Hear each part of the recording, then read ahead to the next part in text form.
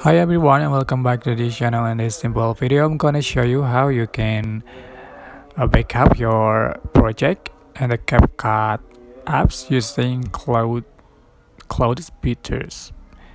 Alright, so you can open the apps and then you can find the cloud. Just click on it. To backup your project, you can select add,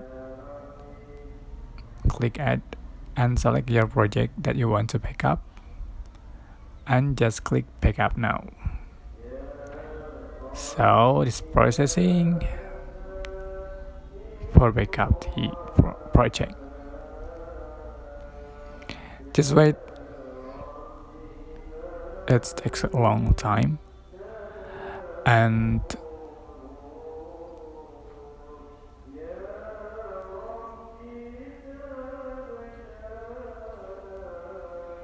alright, so the project has been uploaded to